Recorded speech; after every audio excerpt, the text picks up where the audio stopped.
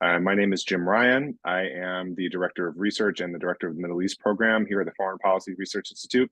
And I'm going to be moderating this event. I really want to welcome those of you who have joined us from all around the world to be part of this conversation. This is the second webinar that we've hosted analyzing and discussing the events that have been unfolding in Israel and in the Gaza Strip since the surprise terrorist attacks about a week and a half ago.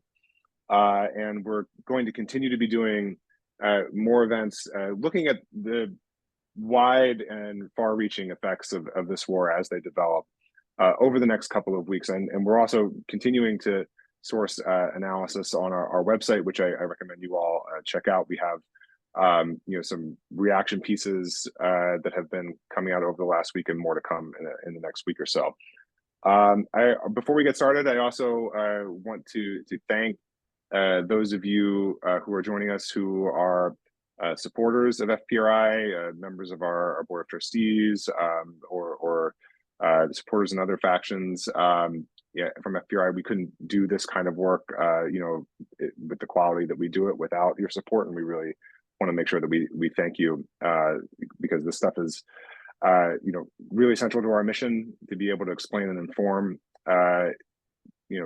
the general public and policymakers about what's going on in the world as it's happening in an even-handed, nonpartisan manner. And without your support, that really isn't possible. So we're now, as I said, a week and a half into a renewed conflict in the Gaza Strip. As of yet, there has not been a ground incursion by Israeli troops into Gaza. There has been an ongoing bombing campaign and a response rocket campaigns from Hamas and the Palestinian Islamic Jihad over the last 7-8 days. And there are increasing concerns about humanitarian issues, about the possibility of the war, enlarging to a more regional capacity, the role of the United States in managing or even continuing or bringing to an end the conflict in some form or fashion.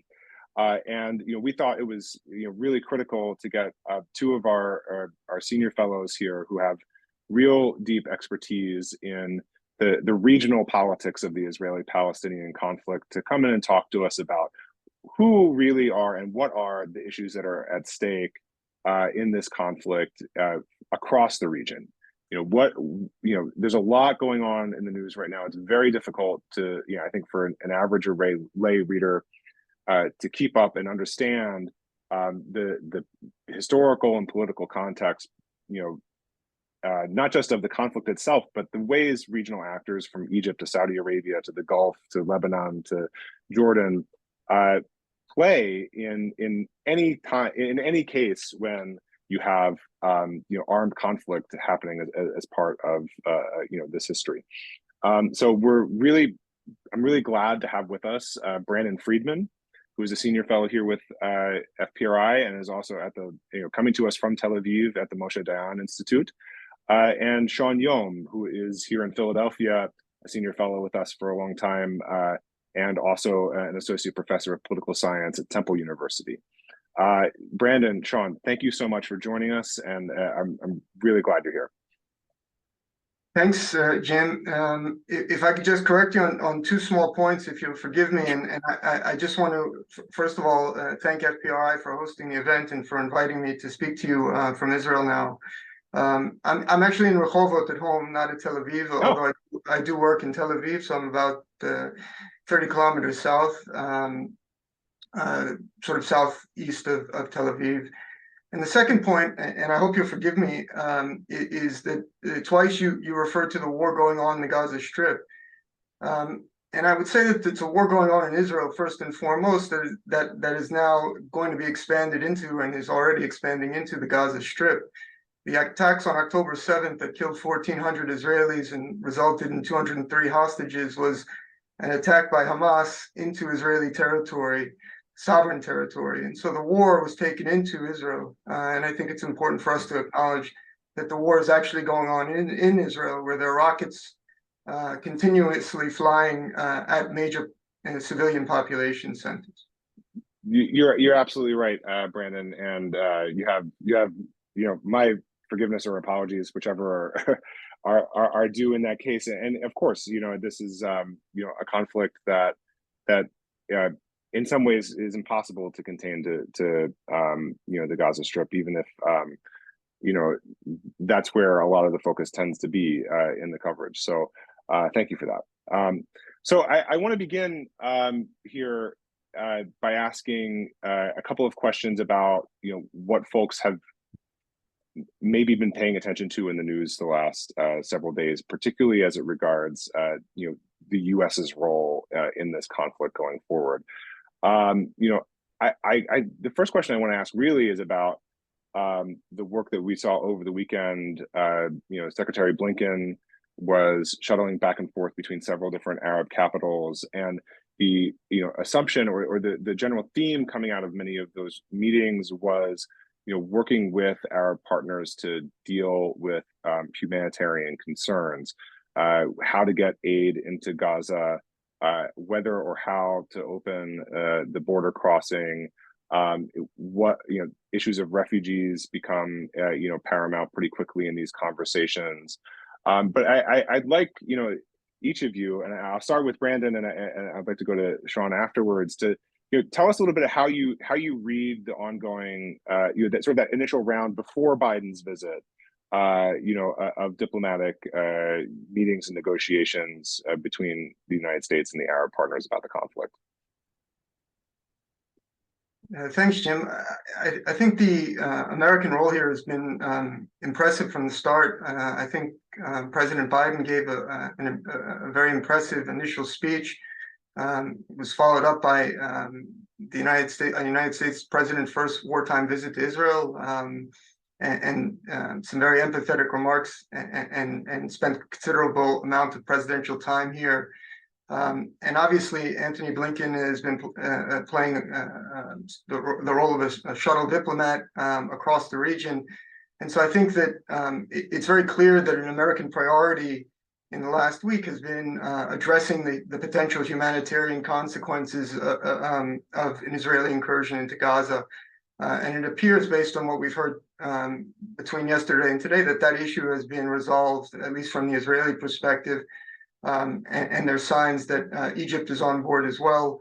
And I would also add that there's one issue, again, that I think was probably on the agenda, although it hasn't been discussed as much in the media, but probably is just as much of a humanitarian concern, is there are quite a number of small children, elderly people, even a disabled person with cerebral palsy who's amongst the 203 hostages that are being held by Hamas in Gaza. Some of those people are badly injured. Some of them have chronic illnesses that require urgent medications.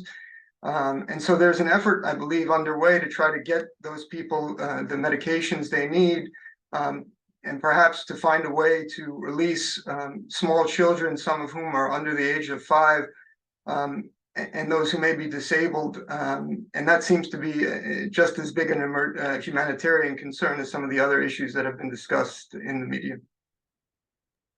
That makes a lot of sense, Brandon, and thanks for that insight. I think when we were having a conversation, with our two fellows, Josh Krasna and Lior Sternfeld, this time last week, a ground incursion really did seem imminent, like it could have happened any hour.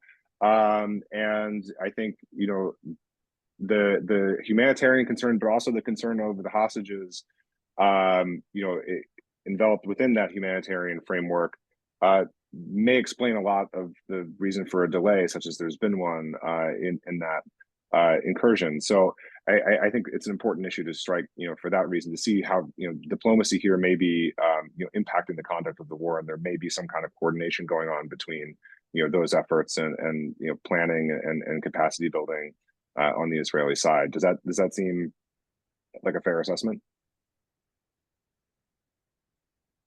Brandon, sorry. I think so. I think there were a few other issues that have to play into if what you're driving at, Jim, is we've all been expecting an imminent ground incursion into Gaza by Israel, and we're trying to understand what's taking so long. I would say that one of the other issues that it was reported on here and that was being discussed is the question of a potential multi-front conflict, how Israel is going to handle potential escalation, which is already taking place. There are Israeli soldiers and I think up to 15 Hezbollah fighters have already been killed in clashes along the northern front. There are reports of the Iranian Revolutionary Guard moving missile experts from Deir al-Zor in southeast Syria closer to Damascus. And so and just as I was logging into this event, ABC News and other outlets are reporting that the Houthis launched missiles that were intercepted by American warships in the Red Sea, and that those missiles were not launched at American targets. They were launched northward, is what the initial preliminary reports are saying. And so there's a real concern, I think, particularly since the Americans have put their credibility on the line here in terms of deterring third parties from joining this conflict, that Israel not initiate on its own an escalation that would lead to a multi-front conflict. And to a certain degree, that will put Israel on the back foot with respect to what seems to be a tit-for-tat, slow-motion escalation in the north. But I think those kinds of issues were the issues being discussed between Biden and the American visitors and Israel. So they're important strategic issues as well. I think Biden also wanted to better understand what Israel's war plans were for Gaza and what potentially Israel was thinking in terms of an endgame. So I think there were a range of issues being discussed, and obviously the humanitarian issue is an important one, but there were also some very important strategic issues being considered. Yeah, that makes a lot of sense. Thanks. Sean, what's your read of the shuttle diplomacy that we've seen over the last week, particularly as it relates to Blinken's visits with Saudi, with Egypt, and other places? I mean, we know that Biden, isn't going to get the chance to meet with Arab partners, in the trip that he's just about to conclude. What was your read on what the U.S. is speaking about with Egypt and with Saudi Arabia and other Arab partners?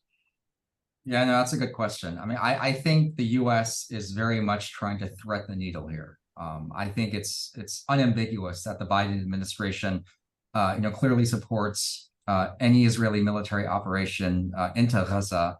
The U.S. also obviously has tried to get, and seemingly successfully tried to procure a humanitarian channel through the Rafah crossing that I think will be operative within the next 24 hours. But I think U.S. policy principals are also very much aware, and they've been told so by their Arab partners, particularly in Cairo and in Rabat and in Amman and in Beirut, that one of the inherent externalities of I think outpourings of pro-Palestinian and anti-Israeli protests around the region is that those tend to blend with anti-American sentiments as well. And we even see that spill over into countries that normally don't have, I think, countries that aren't normally accustomed to seeing restive publics mobilize explicitly over Palestinian issues.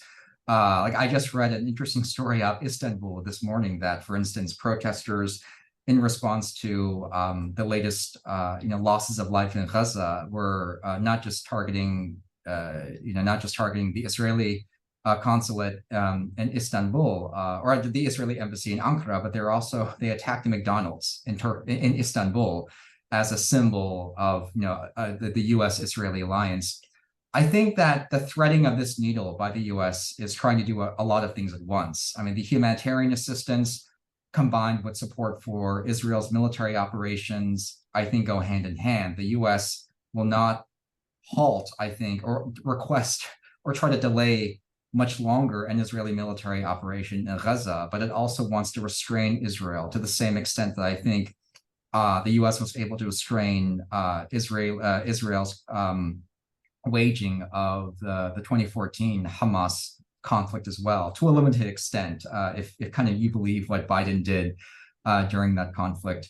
I think what the Arab partners of both Israel and the US want is much more complicated. And this is where I think the rubber really meets the road in terms of set piece diplomacy and geopolitics. I think it's unanimous that most or all of the Arab parties that have a stake in the conflict. So I'm talking about Egypt and Jordan and the 4 Abraham Accord partners of Israel and most of Washington's Arab allies in the region, including Saudi Arabia. They want an end to the military operation or a degree of restraint that would drastically, if not entirely, eliminate the loss of the loss of more civilian life.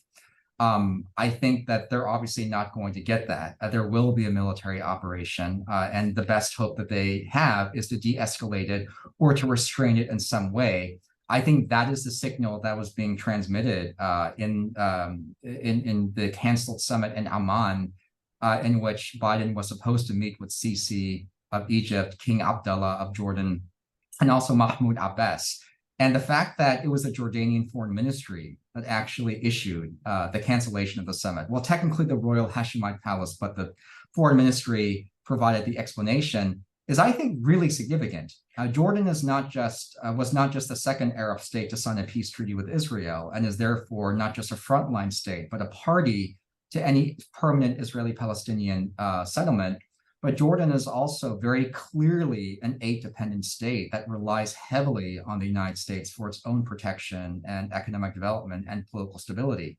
So the fact that it was Jordan that decided to be the spokesperson for this trio to say that, given the latest events in Gaza, that we are not comfortable meeting Biden in Amman, he can stay in Israel, he doesn't need to fly over the Jordan River to meet us here, is, I think, quite significant. I think that evokes a very strong condemnation of what they see as unjustified Israeli conduct in Gaza and an inability of the US, in their view, to restrain Israel in the conduct of the airstrikes and perhaps the impending military invasion of Gaza as well. But beyond that, I just want to throw a few other things on the table, because I think there are other dynamics here in terms of how Arab politics consumes the Israeli-Palestinian conflict that are important to note, that are often, I think, missing in the mainstream media.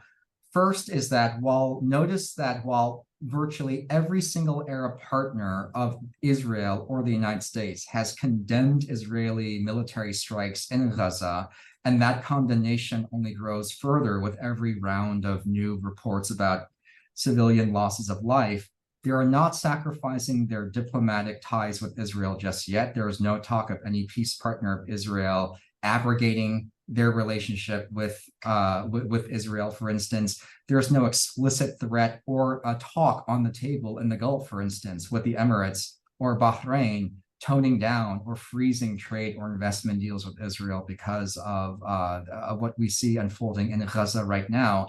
And this is very much in line with, I think, how Arab states have traditionally consumed the Palestinian conflict.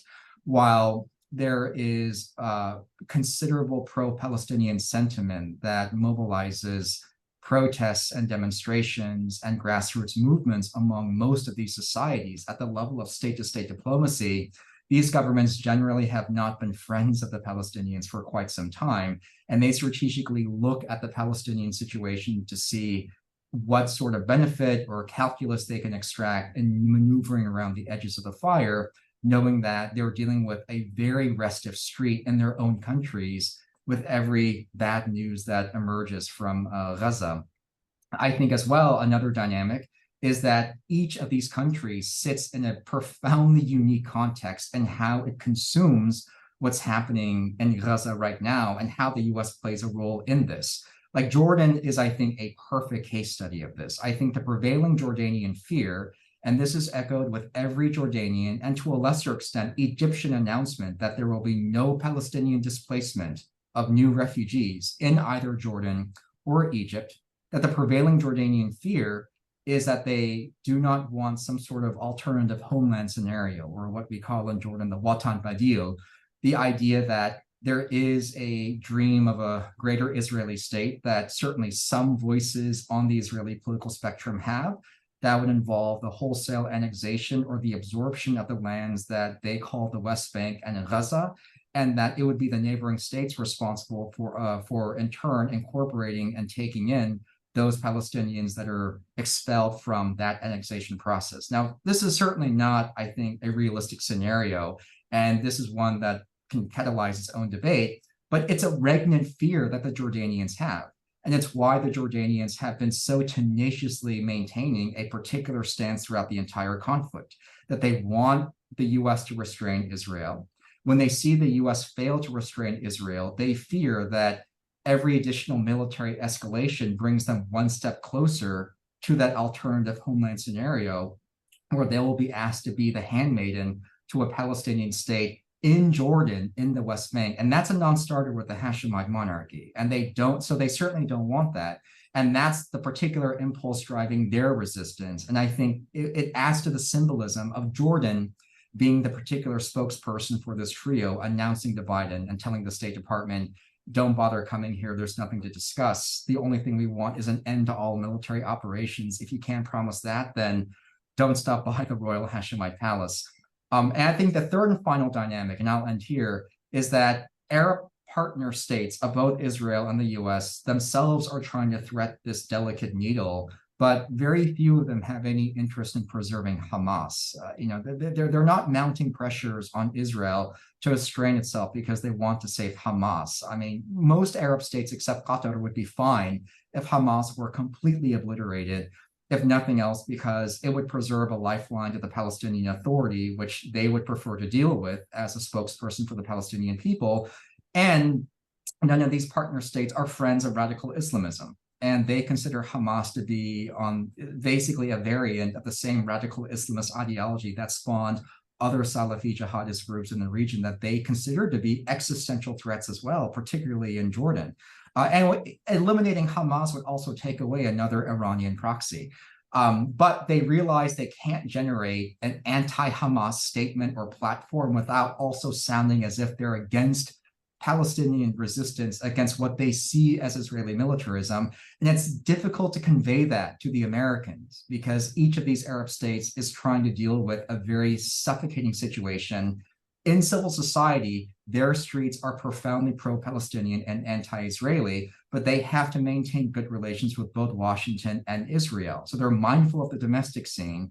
They're very mindful of the geopolitical constraints, but they also have certain goals of their own, which are related to their ideological concerns, as well as their particular geopolitical milieu, like in the case of Jordan.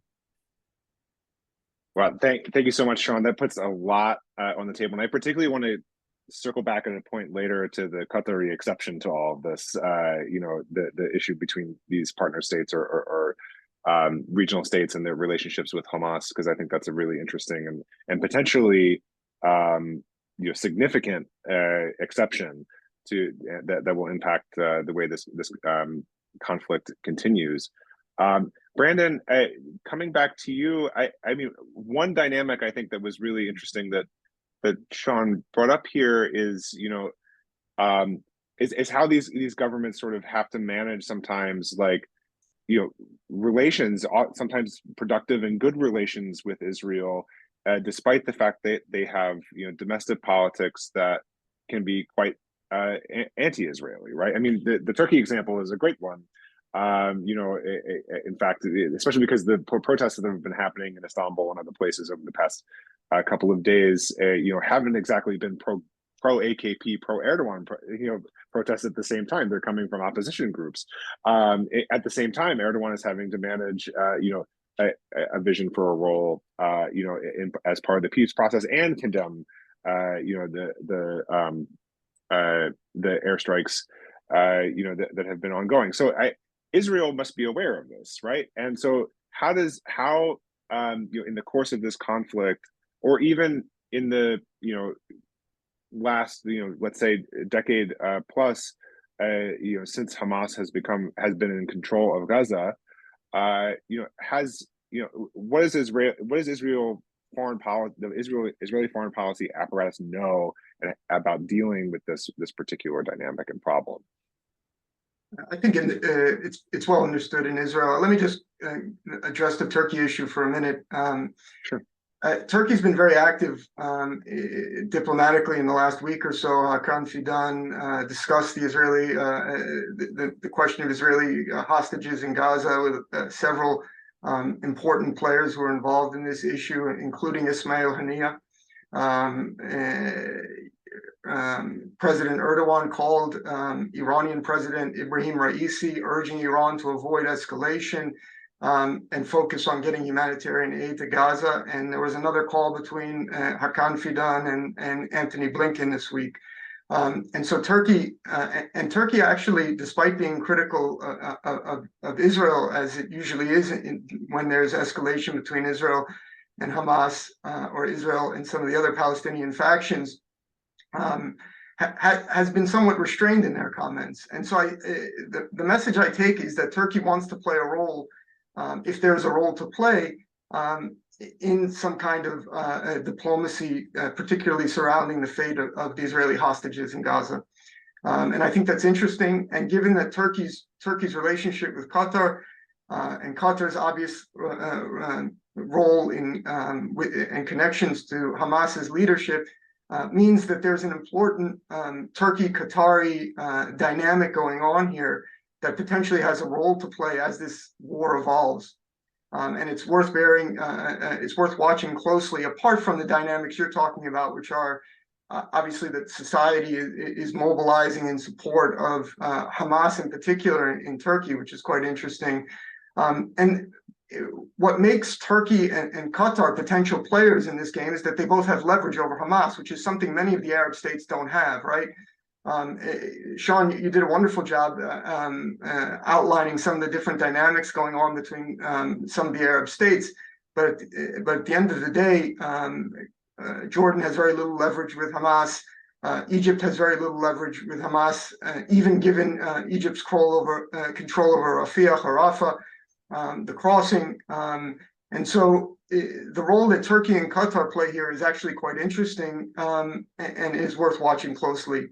In terms of how Israel navigates its relationship with the Abraham Accord states and some of the other countries like Saudi Arabia, where there obviously for more than a decade have been important security ties that go on behind the scenes, I think Israel understands the dynamic and sort of the difference, particularly given the broader context before October 7th, which was the Americans were trying to engineer a new regional security architecture based around the notion of Saudi-Israeli normalization, coming to some kind of nuclear understanding with Iran that would allow the Americans to play more of a hands-off role, focus on what Biden perceives as the core interests in the war in Ukraine and relations with China in Asia. And he saw engineering this kind of deal, these understandings between the Saudis and Israelis, particularly in the run-up to an election, in what Suzanne Maloney, in a very interesting piece, referred to as the American exit strategy and the end of the American exit strategy with the October 7 attacks. And so I think, the way things look before and after October 7th are quite stark. There was a long process that started with the Abraham Accords in 2020 of what appeared to be de-escalation and to some degree normalization. And it wasn't just Israel and Bahrain and the Emirates and Sudan and Morocco.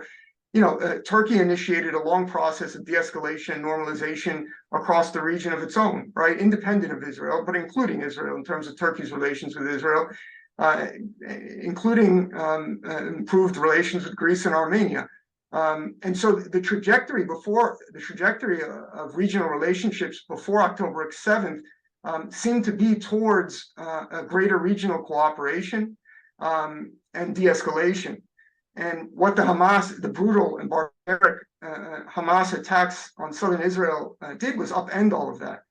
And it raises some important questions of what Hamas was looking to accomplish. And I thought there was a really interesting and well-articulated piece by an FPRI fellow, Stephen Blank, on the strategic nihilism of Hamas, that Hamas was willing to basically send the region up in flames, including put vast numbers of Palestinian lives at risk.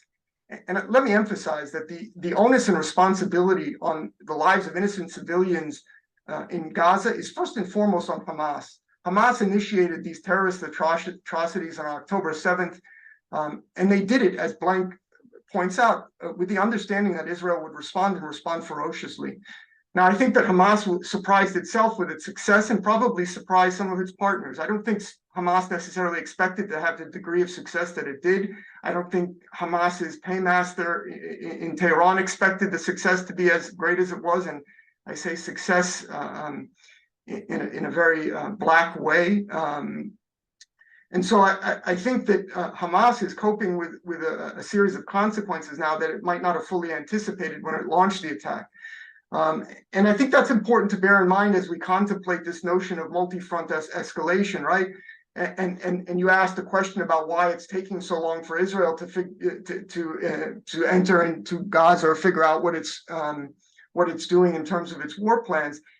I think to a certain degree, the strategic surprise is everyone's taking a step back now, trying to figure out what its next steps are, understanding perhaps that the events as they evolved were unexpected, not just in Israel, but all around. And I think that's important to acknowledge. No, absolutely. I certainly agree that there's, the surprise events happen and you don't have a plan in place, and it takes time to develop these things, just as a general matter. But also, I think there's been a lot of discussion, especially in the immediate wake of the attacks, about whether or not this would disrupt and how this would disrupt the trend of normalization, particularly between Israel and Arab partner states. But as you contend, it's a regional issue as well. Sean, I guess I want to ask you one last round of these questions, and I want to encourage folks to enter some questions into the chat. We have a few in there at the moment, but if you put questions into the question and answer box, we're going to get to them in about 5 or 10 minutes here. Sean, I like your take, sort of on where the sort of medium to long term impacts on normalization are. If we can see them at the moment. There was a lot of talk in regards to the Saudi normalization process of, this isn't going to happen unless, Palestinians get thrown under the bus, or and there's even very, very smart analysis of the Abraham Accords that acknowledges that, these are diplomatic relations that ignore the Palestinian issue, and that it's going to rear its head at some point. What is your read on how this, this conflict, this war, has disrupted this process or not? Well, it's certainly disrupted Israeli-Saudi normalization. I mean, I think there's consensus about that. But I think it's been incredibly hard to read the tea leaves within the metaphorical room of Saudi diplomacy for a few reasons. Even though we know who makes all the rules in Saudi Arabia in terms of its major foreign policy initiatives, some of its own policy agents and principals have been surprisingly naked in their criticisms over Israel, and in their frank opinion about what's happening in Gaza now, in a way that you normally wouldn't expect from a country that was on the verge of inking a generational treaty with Israel just maybe in the next month or so, had the last 2 weeks of just horrific violence and Hamas's barbaric attacks against Israel not happened. I think so.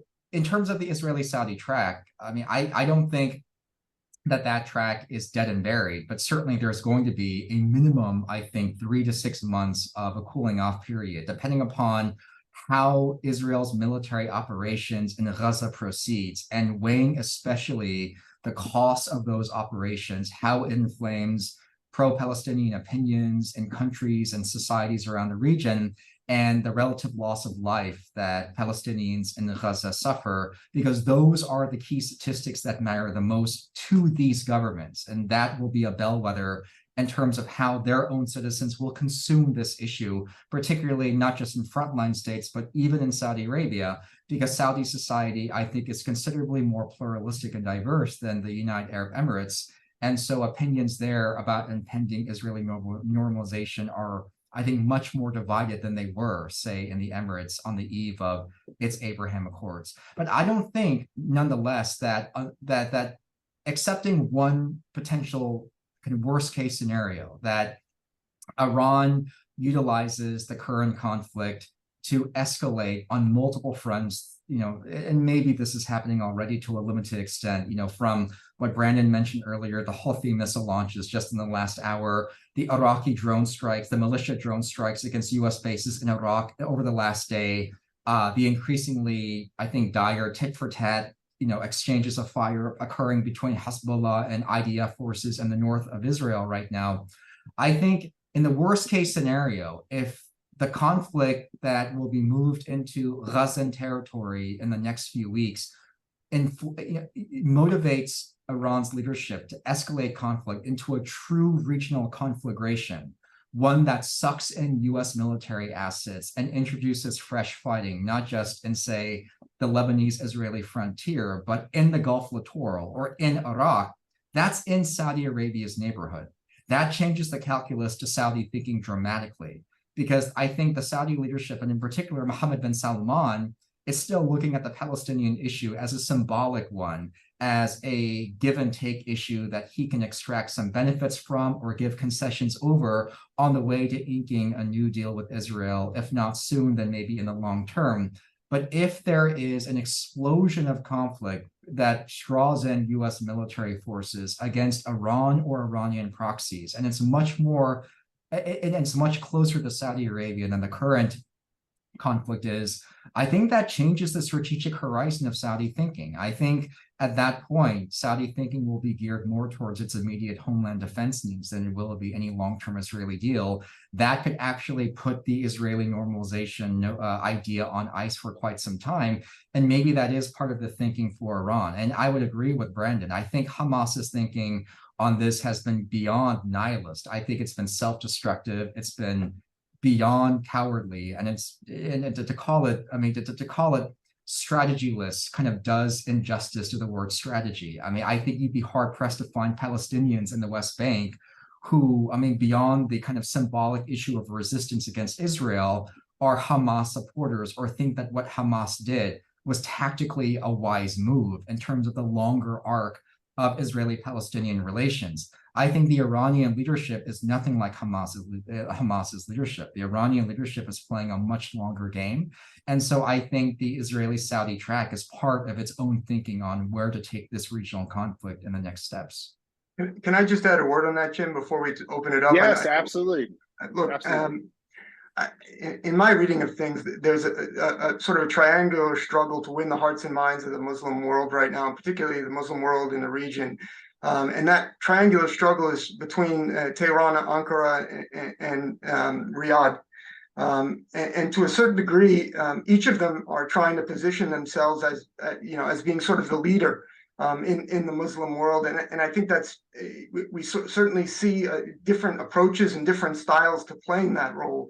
And I think that's driving the approach of each of those three countries, Turkey, Iran, and Saudi Arabia. I agree fully with Sean that the Houthi involvement would change the strategic equation for Saudi Arabia, but I see it very differently in the sense that I think it would push it much closer to Israel. And if you look at the strategic logic in the Saudi thinking for normalization with Israel, is being driven by the fact that the Saudis felt unprotected. And first of all, that sense of protection or lack of protection was being driven by the conflict in Yemen. And the ability to have this détente with Iran, which is inherently fragile and superficial, if this Israeli-Hamas war ends up turning into something bigger, something that potentially threatens the Saudi home front again, I don't think you'll see the Saudis run away from Israel. I think quite the opposite. I think what's been pushing the Saudis towards the Americans and towards normalizing with Israel is their sense of lack of protection. And what they've discovered over the last decade as a result of the last 7 years as a result of the war in Yemen is that their own military capabilities are somewhat lacking. And they're looking to build them up, but they realize it's going to take time. And the bridge or the interim solution for themselves is obviously some kind of protection. And obviously they would prefer American protection But there are political issues in Washington that make some aspects of that protection difficult, and Israel has certain weapon systems that may be attractive to Saudi, particularly if the Houthi issue flares up again. So that's not to say I'm right and Sean's wrong, or the opposite. It just means that this is a very important question moving forward. How a potential escalation between Hamas and Israel evolves in terms of the regional scheme is something that we as scholars and analysts have to ask some really hard questions about. And obviously, there are several different ways this can cut. Yeah. Yeah, thank you for that. And look, I think a lot of maybe the initial skepticism of the overall response or skepticism about the success of Hamas, if they did intend to do this, of disrupting or ending the path of normalization, has to do with a pretty clear reading of security interests across the region, including Saudi Arabia and Iran and so forth. But like you say, and like Sean has said, like these things don't take into account contingencies, right?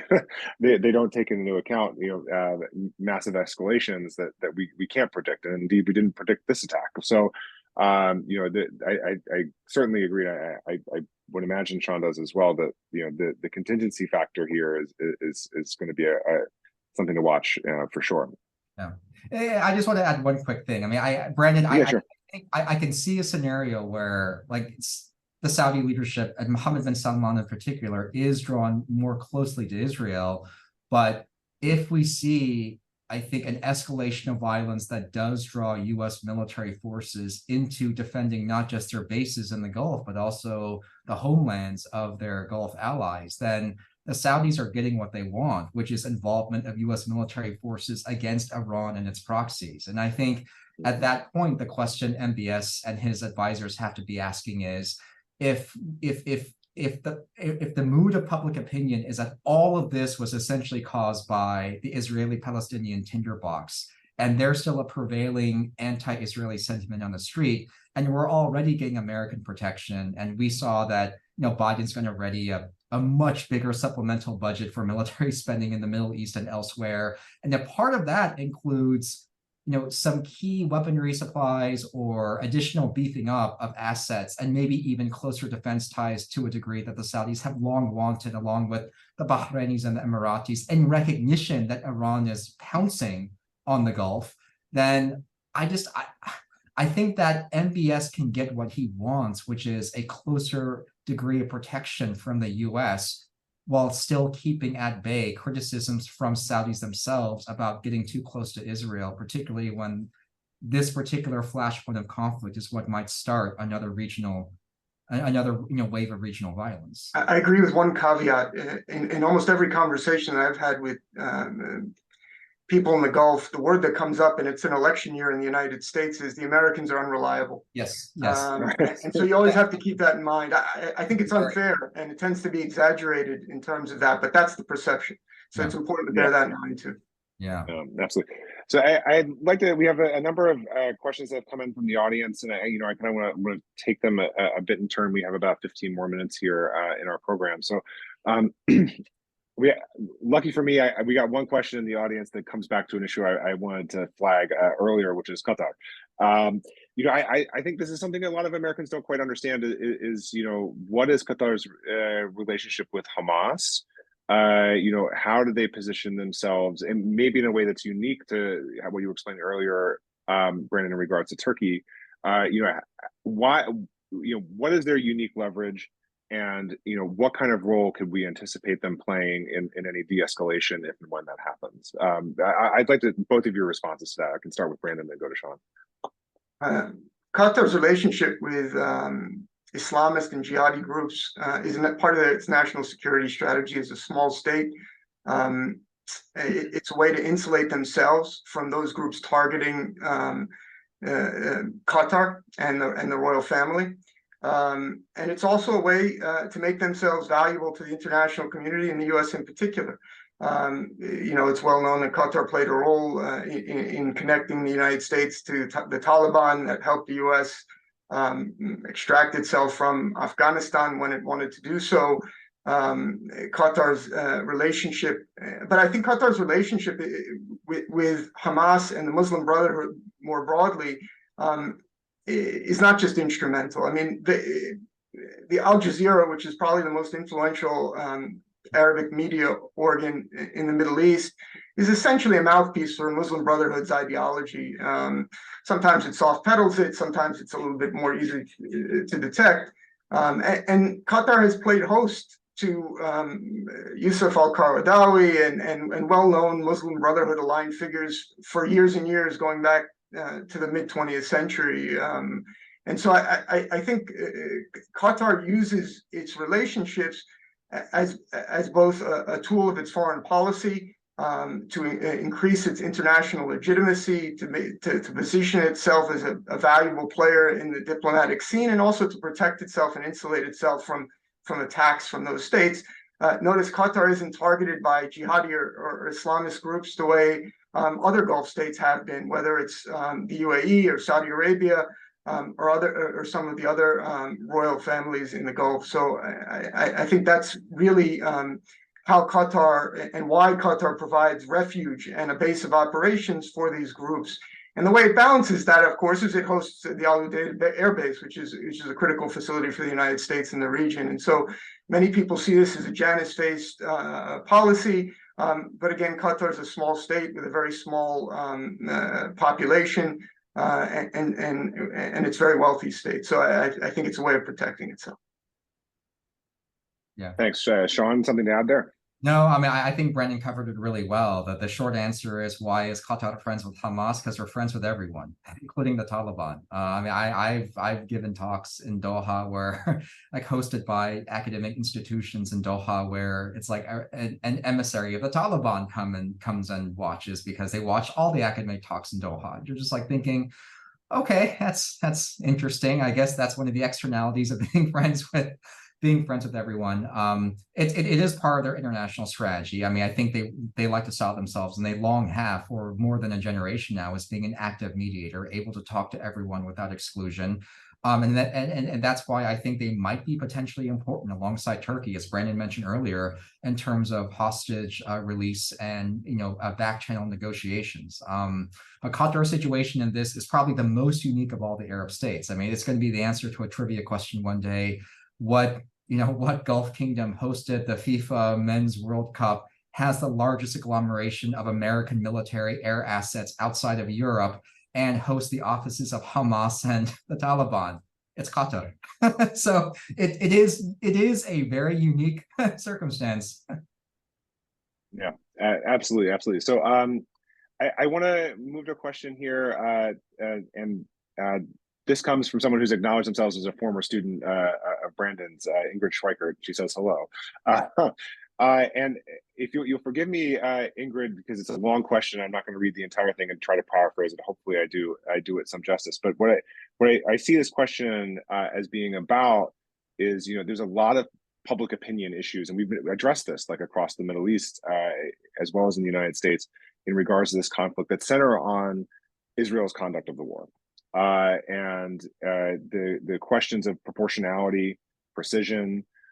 We've seen, I'm sure both of you have followed the, kind of frankly, insane, speed at which the incident at Al Ahli Hospital yesterday has been blown up.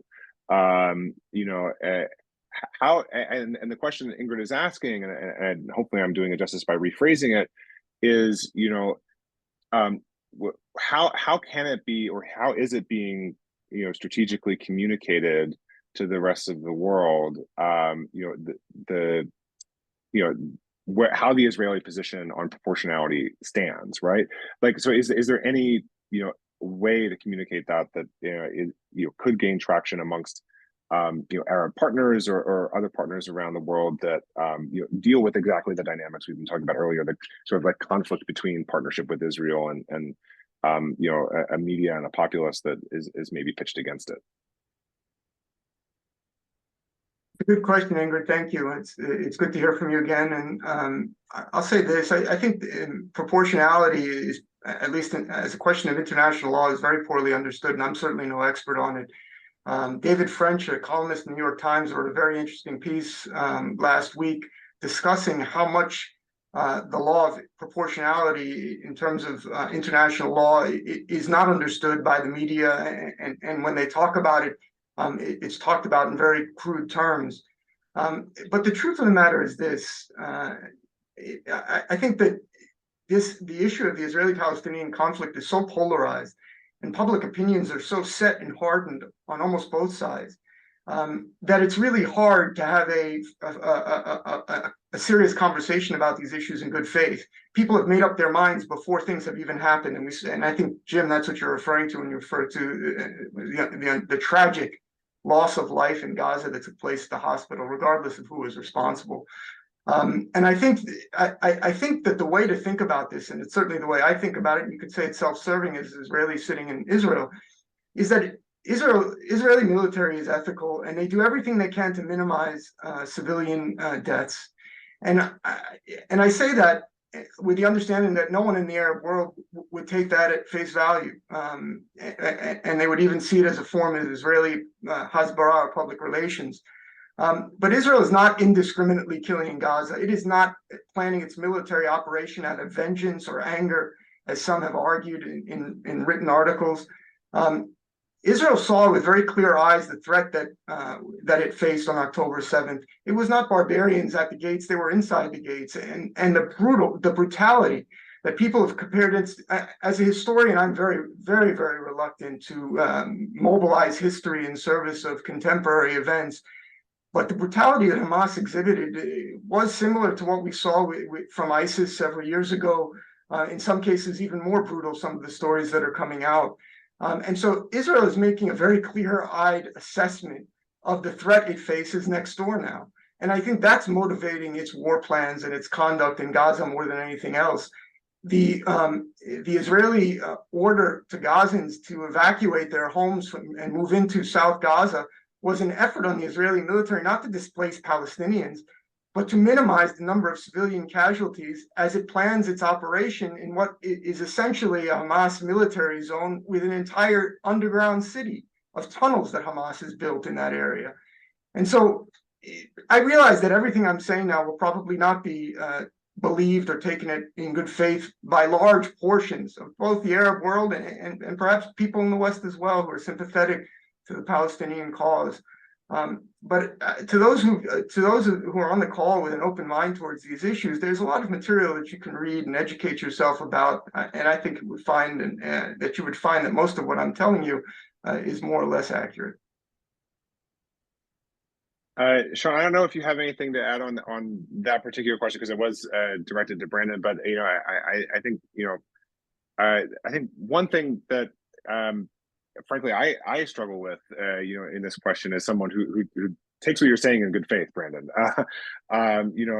Is that absolutely I think the comparison is apt in terms of the brutality of the attacks of October 7th, and the brutality that ISIS unleashed across various sections of the Middle East, and the closest we have in scale to what's happened so far in Gaza, in terms of response, in recent history is the American siege of Raqqa in Syria, and in many ways the Israeli response has exceeded that, and for all of the reasons you mentioned, it makes it really hard to imagine precision when you're talking about the scale of the bombing, and we don't necessarily need to I don't want to make this a webinar necessarily about the details of ballistics or the details of how these things are planned out, but just to stake out, there is aside from where everyone kind of lays their sympathies and stands on these things, it's a genuinely difficult thing to imagine. When you're talking about 1,000 bombs in the course of a couple of days on an area the size of smaller than Washington D.C. really. So I think it's a and I'm sure there are folks. So Gaza is actually almost the exact same size as Philadelphia, 140 square miles. Well, yeah, sure. Yeah. Yeah, that's right. That's right. So, in any case, yeah, I mean, just from a personal standpoint, that's scale is something that's kind of hard to comprehend, against some of those claims. And I think it's probably why, a lot of, if we can talk about Israeli PR, I mean, they've faced a bit of pushback there. Brandon, I don't know if you have a further thought about how to comprehend that, or a heuristic to deal with, but just to respond there. I'm certainly not an expert on these issues, but the comparison that was made was not that I saw by David French in talking about the law of proportionality and trying to understand what Israel would be facing moving into Gaza, potentially to deal with Hamas.